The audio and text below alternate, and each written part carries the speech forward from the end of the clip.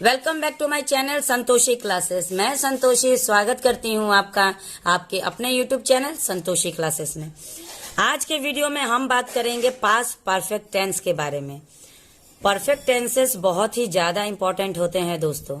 मैंने इसके पहले की क्लास में मैंने आप लोगों को प्रेजेंट परफेक्ट के बारे में बताया था, जिसमें हमने बात तो की थी पास्ट की, जैसे कोई काम हो चुका था।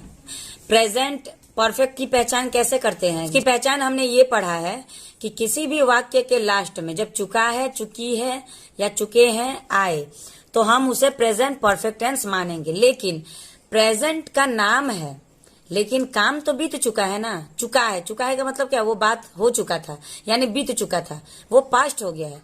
तो प्रेजेंट परफेक्ट में भी हम पास्ट की बात करते हैं। इसीलिए परफेक्ट जो टेंसेस होते हैं ये बहुत ही कंफ्यूजन होते हैं। जैसे सीता घर जा चुकी है, तो चुकी है ये क्या है?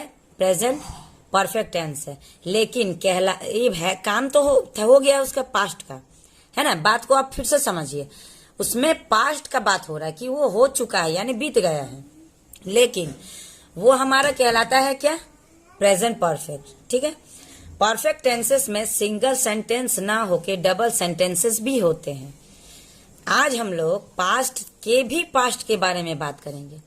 पास्ट परफेक्ट टेंस में हम सिर्फ पास्ट के बारे में बात नहीं करेंगे, पास्ट के बारे, यानी पास्ट की तो बात हम करेंगे ही, लेकिन पास्ट में भी उसके पहले जो काम हो चुका था उसके बारे में भी हम लोग बात करेंगे। तो यही कंफ्यूज होते हैं बिगिनर्स कि पास्ट परफेक्ट और पास्ट इंडेफिनिट में क्या अंतर होता है। तो बस यही फर्क है कि जब हम, ठीक है, ध्यान दीजिएगा, जब हम किसी पास्ट के सेंटेंस की बात करेंगे तो वो पास्ट इंडेफिनिट होता है, और जब हम पास्ट के बारे में बात करेंगे, यानी पास्ट में भी पास्ट की बात करेंगे, वो हमारा पास्ट परफेक्ट टेंस होता है। चलिए अब हम लोग आगे बढ़ते हैं इसकी पहचान की तरफ। ये तो हो गया थोड़ा सा इंट्रोडक्शन कि पास्ट परफेक्ट टेंस होता क्या है। अब हम लोग जानेंगे इसकी पहचान के बारे में कि हम लोग किसी भी सेंटेंस को जब हम देखते हैं तो पहला काम हमारा क्या होता है? उसकी पहचान करना। जैसे अगर 5-6 सेंटेंस हमको दिया गया है ट्रांसलेशन करने के लिए, अब हम लोग का पहला काम होता है कि हम लोग उसको पहचानेंगे सबसे पहले कि ये कौन से टेंस में है हमारा सेंटेंस। तो पहचान कैसे होता है पास्ट परफेक्ट टेंस का? तो देखिए, इसका पहचान है चुका था। इसके पहले प्रेजेंट परफेक्ट में हमने पढ़ा था चुका है, चुकी है, लेकिन यहाँ पे है नहीं होगा, था होगा। चुका है, चुकी है, चुका था, या ई थी, आ था, ई ए थे। ठीक है। ऐसे भी कहीं पे अगर सेंटेंस के लास्ट में ये साउंड आता है तो हम इसको पास्ट परफेक्ट टेंस मानेंगे। अब चलिए सबसे पहले हम लोग इसका स्ट्रक्चर भी देख लेते हैं। तो किसी भी सेंटेंस को लिखने के लिए हमें जाना, ठीक है, तो जाना का होता है गो, लेकिन हाँ यहाँ पे हमें वर्ब का थर्ड फॉर्म लगाना है, तो क्या होगा? गॉन। ऑब्जेक्ट है कुछ, ये तो नहीं बोल रहा है ना सेंटेंस कि वो घर जा चुकी थी। अगर घर जा चुकी थी बोलते तो ये घर हमारा ऑब्जेक्ट होता, लेकिन कहाँ जा चुकी थी इसका कोई भी बात मेंशन नहीं है, तो यहाँ पे हमारा ऑब्जेक्ट नहीं है। तो शी हैड गन, बस ये हमारा सेंटेंस बन गया। अब नेक्स्ट सेंटेंस को हम लोग देखते हैं। अब देखिए, मैंने जैसे आप लोग को बताया कि पास्ट परफेक्ट टेंस में 2 तरह का सेंटेंस आता है, एक सिंगल सेंटेंस और एक डबल सेंटेंस। तो ये मैंने एक एग्जांपल लिया हुआ है डबल सेंटेंस के लिए, ताकि आप लोग को ये भी कॉन्सेप्ट क्लियर हो जाए। मेरे स्टेशन पहुंचने से पहले गाड़ी छूट चुकी थी। ऐसा हम लोग बोलते हैं ना किसी से, अरे यार मैं तो जैसे ही गए स्टेशन पहुंचा वैसे तब तक गाड़ी छूट चुकी थी। ये बात हमारे डेली कन्वर्सेशन में होता है, लेकिन इसी बात को अगर हम लोग ट्रांसलेशन में बैठेंगे तो हम लोग कंफ्यूज हो जाएंगे।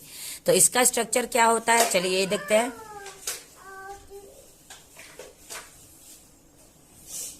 इसका स्ट्रक्चर होता है, सबसे पहले हम लगाते हैं सब्जेक्ट, उसके बाद हेड, उसके बाद वर्ब का थर्ड फॉर्म, प्लस अब हम लोग को क्या करना है कि देखिए यहाँ पे 2 चीज हम लोग को लगाना है। एक तो बिफोर या अर्लियर, ठीक है, दोनों में से कोई भी आप लगा सकते हैं, बिफोर या अर्लियर। ये बात आपको लगानी पड़ेगी, क्योंकि हम लोग को पहुंचने से पहले, यहाँ पे पहले है, ठीक है, तो पहले का हम लोग बिफोर लगाते हैं या अर्लियर लगाते हैं। तो ये किसी भी जब 2 सेंटेंस का बात आएगा ना, तो 2 सेंटेंस होगा। एक सेंटेंस होगा कि मेरे स्टेशन पहुंचने से पहले, यानी कि एक काम क्या हुआ कि पहला काम क्या हुआ कि गाड़ी छूट चुकी थी, यानी गाड़ी चल रही है, गाड़ी चल रही है, वो अभी आया नहीं है। और जैसे ही वो आया गाड़ी चली गई, यानी कि पहला सेंटेंस वो भी पास्ट में थक चुकी थी, वो बीत गया, वो भी गाड़ी भी चली गई और वो भी लेट से आया, तो दोनों पास्ट है। तो पास्ट के भी पास्ट के बारे में हम लोग आज पढ़ने जा रहे हैं और सीख रहे हैं। अर्लियर या बिफोर हम लगा देंगे। अब उसके बाद फिर हमारा सेकेंड सेंटेंस जो था डबल सेंटेंस, उसका सब्जेक्ट लगेगा, वर्ब का थर्ड फॉर्म लगेगा और ऑब्जेक्ट लगेगा। अब देखिए कैसे हम लोग को बनाना है। सबसे पहले सब्जेक्ट लगाएंगे। अब आप लोग कंफ्यूज होंगे, इसलिए कंफ्यूज होंगे क्योंकि सब्जेक्ट कौन सा लगा। यहाँ पे तो दो सब्जेक्ट है, एक तो मेरे भी है कि मैं, मेरे आने से पहले, और एक गाड़ी भी है। दोनों सेंटेंस में सब्जेक्ट आ रहा है, लेकिन आप लोग को कैसे लगाना है। देखिए बिफोर हम लोग किसके लिए यूज करते हैं, ठीक है। तो बिफोर हम लोग किस चीज के लिए यूज करते हैं, देखिए यहाँ पे हम लोग कैसे लगाएंगे कि सबसे पहले हम लोग वो वाला काम बोलेंगे, वो वाला काम करेंगे जो पहले हुआ है। तो पहले क्या हुआ कि गाड़ी चला गया है, गाड़ी चल दिया है, ठीक है, गाड़ी स्टार्ट हो चुकी है, लेकिन अभी वो जो भी है वो पहुंचा नहीं है, जो आने वाला था स्टेशन में वो पहुंचा नहीं है। तो पहला काम हम जो भी होता है पहला काम, ठीक है, ये बात पर ध्यान दीजिएगा। पहला काम हम पहले ये ध्यान देंगे, ये तो नहीं हो रहा है ना। बात यहाँ पे ओरिजिनल किसकी हो रही थी, गाड़ी की हो रही। तो गाड़ी चल रही है, यानी गाड़ी चल दी है, उसके बाद मैं पहुंचा, तो पहला काम गाड़ी का है। तो यहाँ पे हम लोग द ट्रेन लगाएंगे, द ट्रेन। उसके बाद हमको क्या लगाना है, हेड। उसके बाद वर्ब क्या है, तो छूट चुकी थी, यानी कि लेफ्ट, ठीक है। गन नहीं होगा, वो जाना का होता है, छूट चुकी थी यानी कि लेफ्ट। अब हम क्या लगाएंगे, बिफोर। अब हम लोग को लगाना है बिफोर। अब हम लोग देखेंगे कि गाड़ी के चले जाने के बाद क्या काम हुआ। तो पहला काम था कि गाड़ी चल दी, वो चली गई, उसके बाद मैं पहुंचा, ठीक है। तो उसके बाद हम लोग लगाएंगे ये वाला सब्जेक्ट जो कि मैं है। तो मैं का क्या होता है, आई। अब में क्या होता है, पहुंचना। वर्ब क्या है इसका, पहुंचना। तो पहुंचना का क्या होगा, रिच, लेकिन वर्ब का थर्ड फॉर्म लगाना है तो रिच्ड। ऑब्जेक्ट क्या है, स्टेशन, द स्टेशन। ठीक है, यहां तक क्लियर है, कोई डाउट नहीं है। तो देखिए जब भी दो सेंटेंस होगा ना, एक बार फिर से मैं बता देती हूँ, जब भी आपके सामने दो सेंटेंस होगा तो पहले हम वो वाला सेंटेंस उठाएंगे जो कि पहले काम स्टार्ट हुआ, वो अभी पहुंचा नहीं है। पहला काम तो था पहुंचने का, वो पहुंचा नहीं, लेकिन उसके पहले गाड़ी स्टार्ट हो गई। तो पहला एक नंबर का काम था कि गाड़ी स्टार्ट हुई, उसको पहले लेंगे, उसके बाद वो पहुंचा, उसके बाद वो पहुंचा तो क्या हुआ, वो हम लोग बाद में लेंगे। चलिए एक और सेंटेंस लेते हैं। डॉक्टर के आने से पहले मरीज मर चुका था, मरा नहीं था। अब यहाँ पे देखिए नेगेटिव आ जा रहा है, ठीक है। तो इसमें भी यहाँ पे सेम चीज रहेगा, सिर्फ नहीं के पास में नॉट हम लोग को लगा देना पड़ेगा। तो चलिए उसका देखते हैं। सबसे पहले हम लगाएंगे सब्जेक्ट, उसके बाद होगा हेड, उसके बाद हेड के साथ ही हमारा नॉट लग जाएगा, ठीक है। उसके बाद हम लगाएंगे वर्ब का थर्ड फॉर्म। उसके बाद फिर पहले आ रहा है ना, जहां पे भी पहले आएगा वहां पे बिफोर या अर्लियर, दोनों में से कोई एक आप लगा सकते हैं, कोई कंफ्यूजन नहीं है, दोनों में से कोई एक लगाएंगे। उसके बाद फिर वही चीज होगा, सब्जेक्ट प्लस वर्ब का थर्ड फॉर्म प्लस ऑब्जेक्ट। तो पहला सब्जेक्ट हम लोग को कौन सा लेना है कि पहला वाला काम, यानी कि मरीज मरा नहीं है, मरीज के बारे में बात हो रहा है, ठीक है। डॉक्टर के बारे में बात नहीं हो रहा, मरीज मेन हमारा क्या है, मरीज है। तो यहाँ पे क्या होगा, द पेशेंट, द पेशेंट, ठीक है, द पेशेंट। अब हेड नॉट लगा दीजिए, हेड नॉट को हम हेडेंट भी लगा देते हैं, जो कंस्ट्रक्शन फॉर्म होता है हेडेंट भी लगा सकते हैं। द पेशेंट हेडेंट, ठीक है। अब हम लोग को क्या करना, वर्ब क्या है, मरना, मरना का डाई होता है, लेकिन थर्ड फॉर्म है तो डाइड होगा, डाइड। अब क्या लगाएंगे, बिफोर, वर्ब का थर्ड फॉर्म के बाद बिफोर। फिर अब हम सब्जेक्ट देखेंगे। अब कौन सा सब्जेक्ट है, डॉक्टर, बिफोर पहला सब्जेक्ट डॉक्टर। अब क्या होता है, आने का, आने का क्या होता है, दो चीज होता है, आने का कम भी होता है, अराइव भी होता है, ठीक है। तो हम यहाँ पे अराइव भी ले सकते हैं और कम भी लिख सकते हैं, तो अराइव ही लिख देते हैं, ठीक है। The patient hadn't died before the doctor arrived, मतलब डॉक्टर के आने से पहले पेशेंट मरा नहीं था, ठीक है। ये समझ में आ गया। दो सेंटेंस, डबल सेंटेंस भी मैंने बता दिया। अब हम लोग चलते हैं एक और सेंटेंस की तरफ। वे कपड़े नहीं खरीद चुके थे, यहाँ पे फिर एक नेगेटिव सेंटेंस है। तो नेगेटिव का हम लोगों ने अभी एफर्मेटिव देखा, डबल सेंटेंस देखा, अब नेगेटिव भी देख लेते हैं। नेगेटिव का क्या होता है, subject plus had plus not या हैडंट, कुछ भी लगा सकते हैं, वर्ब का थर्ड फॉर्म प्लस ऑब्जेक्ट। अब देखिए इसका हम लोग कैसा करेंगे, सब्जेक्ट क्या है, वे, दे, हैडंट या हैड नॉट भी लगा दीजिए। वर्ब का थर्ड फॉर्म क्या है, खरीदना, खरीदना का बाई होता है, और थर्ड फॉर्म बॉट। वर्ब का third form, second form, first form, तीनों फॉर्म आप लोग को याद रखना पड़ेगा, तभी आप ट्रांसलेशन कर पाएंगे। बॉट, अब हमारा ऑब्जेक्ट क्या है, कपड़ा, द क्लॉथ, ठीक है। वे कपड़े नहीं खरीद चुके थे, they have not bought the cloth, ठीक है। यहां तक क्लियर है। चलिए अब आगे बढ़ते हैं।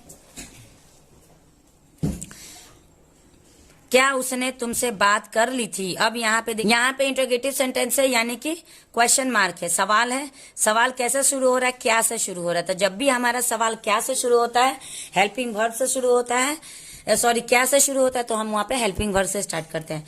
तो इसका हमारा इंटरोगेटिव का भी मैंने आप लोग को अभी आज स्ट्रक्चर बताया था।